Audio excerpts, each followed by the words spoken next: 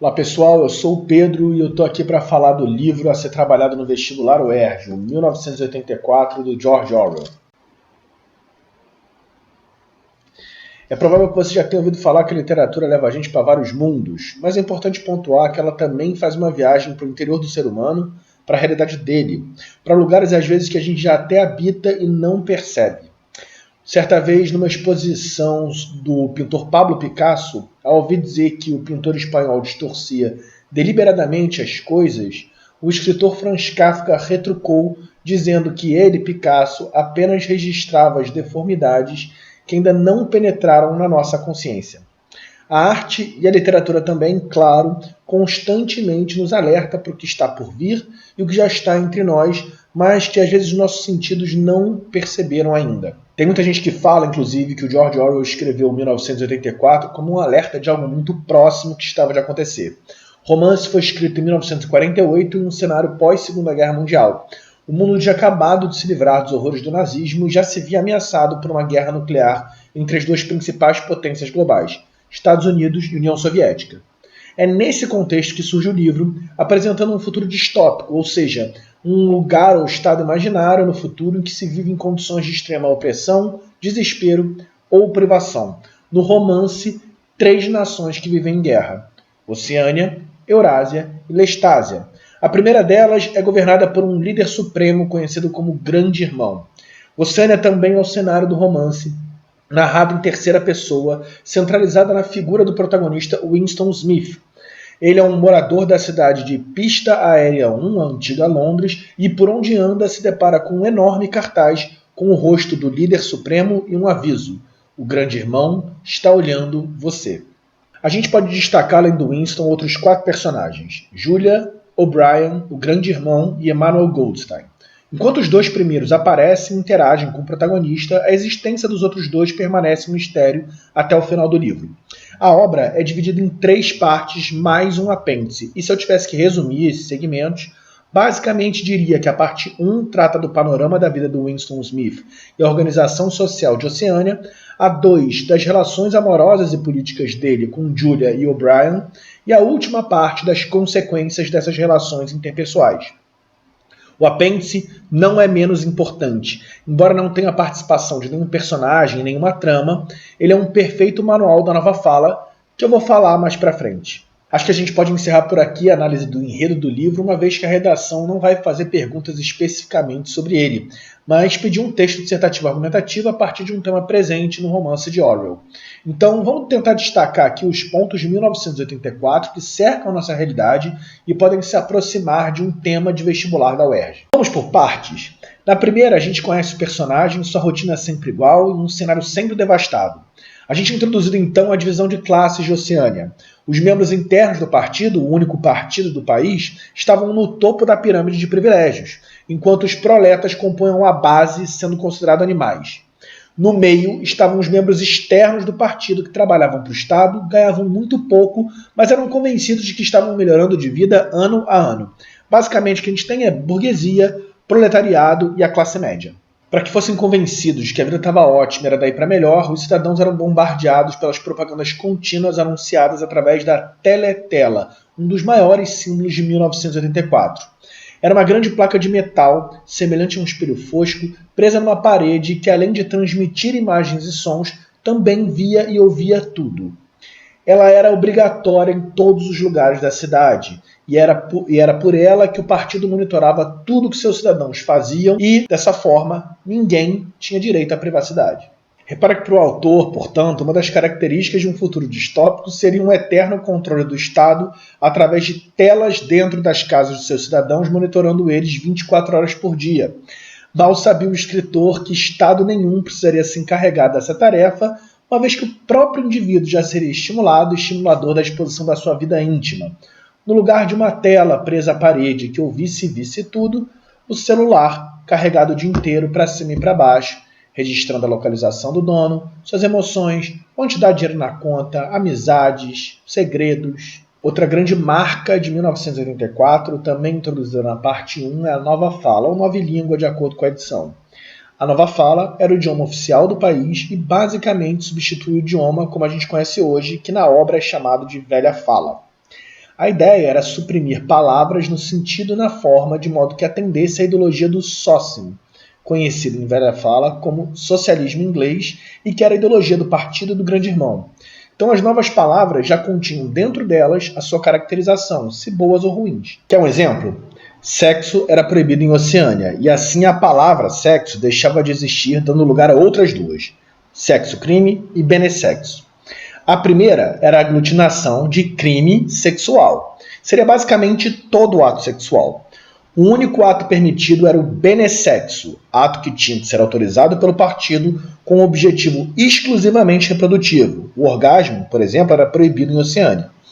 Você pode estar pensando que benessexo era sexo benéfico, mas percebe que se sexo era sempre crime e sempre ruim, não faria sentido existir um sexo bom?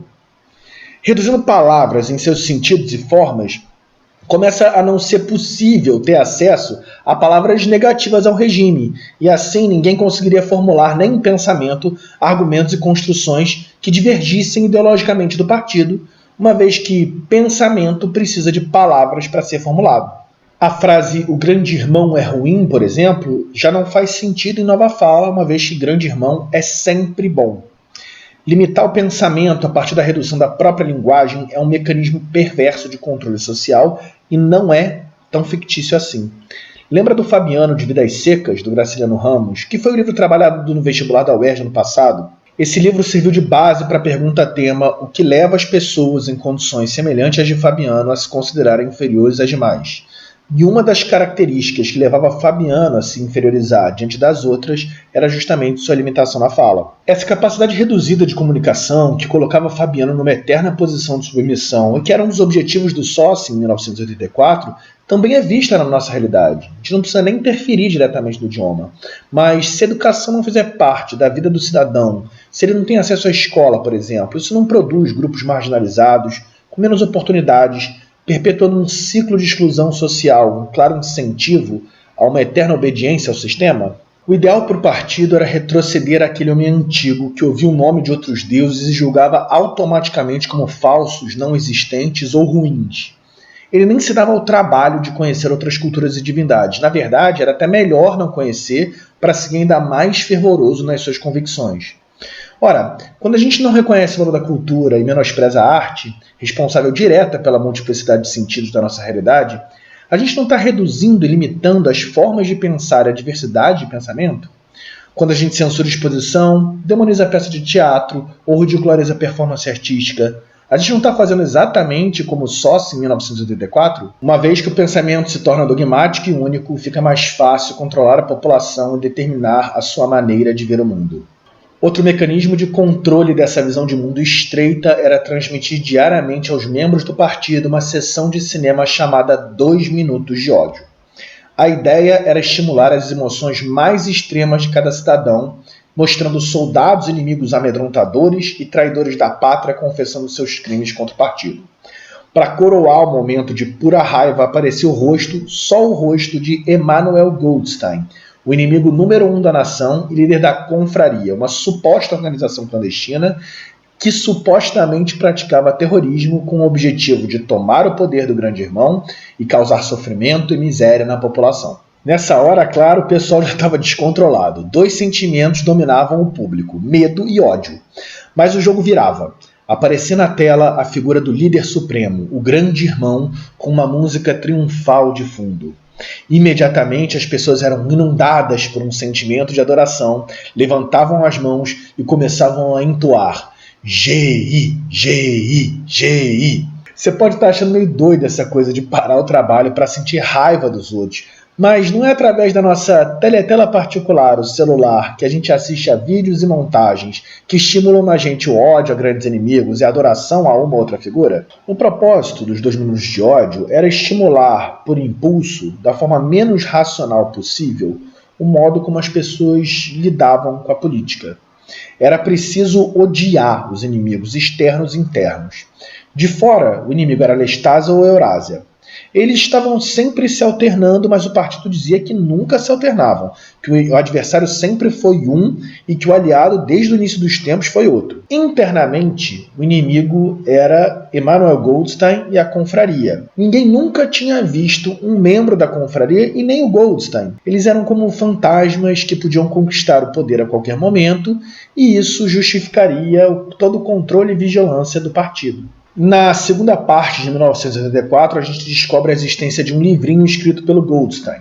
Winston Smith ganha do O'Brien ao revelar ao amigo que estava num romance clandestino com Julia. O'Brien se revela um membro da confraria e entrega o livro proibido a Winston, mas na parte 3 a gente descobre que esse amigo é um belo de um traíra, um espião do grande irmão que ajuda a torturar o protagonista. Mas existe um trecho fundamental da segunda parte, que é a leitura do livro de Goldstein, em que a gente descobre os dois objetivos do partido: conquistar o mundo e extinguir de vez por todas as possibilidades de pensamentos independentes. Para ter certeza que o pensamento independente foi extinto, não é necessário saber o que os indivíduos pensam. É possível colocar uma teletela na cabeça de cada cidadão para descobrir o pensamento deles?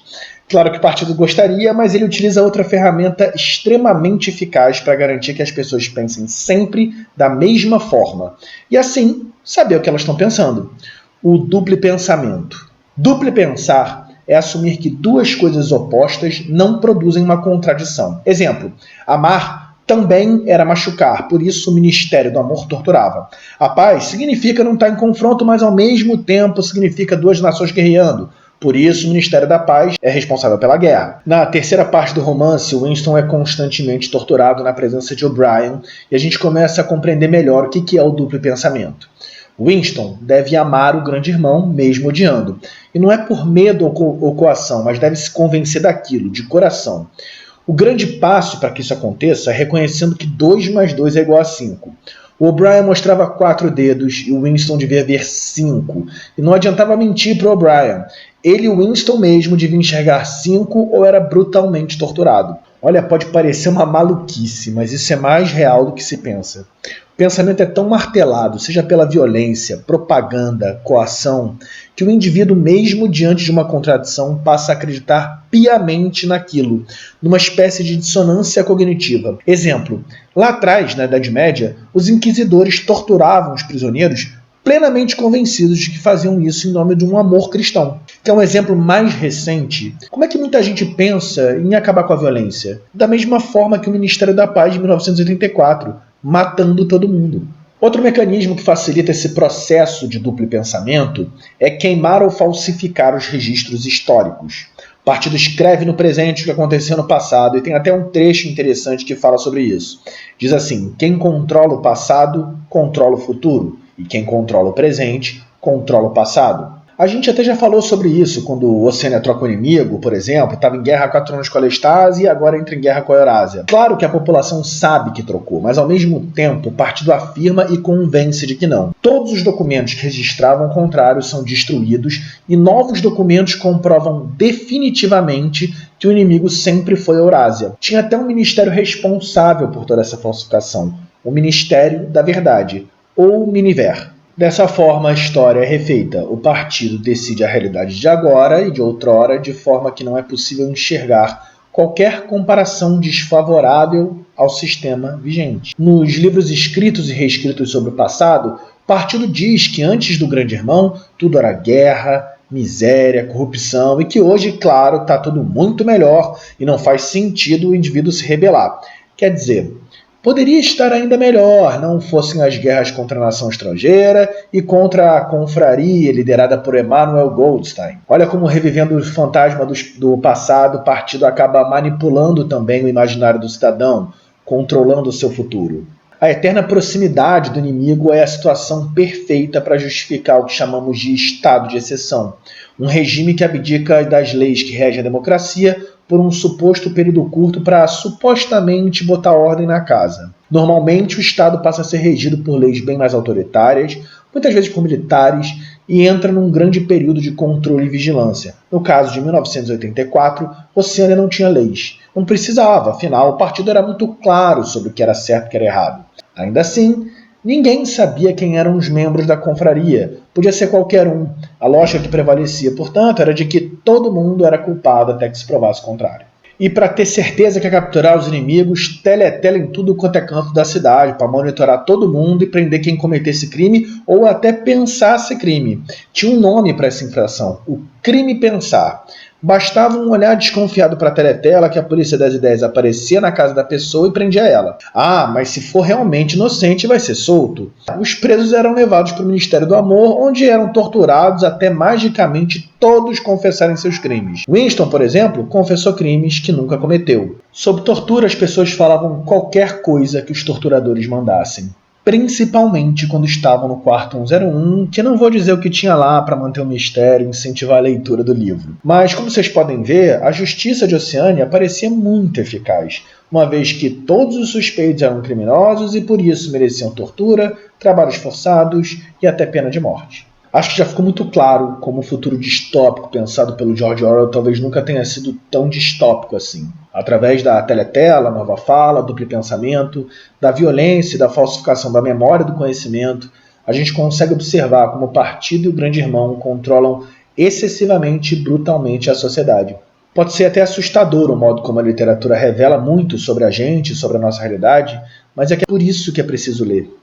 Se boa parte da Alemanha tivesse seguido o processo do Kafka em 1925, quando o livro foi lançado, talvez eles não tivessem embarcado no nazismo. Quem sabe, se a nossa sociedade tiver mais acesso à literatura, a gente não possa também se proteger de governos totalitários que querem controlar sua população através da linguagem, dos costumes, de sua história e até do seu pensamento. É isso, pessoal. Cuidem-se, não se esqueçam de usar uma boa máscara no dia da prova, e, se puderem, fiquem protegidos até lá.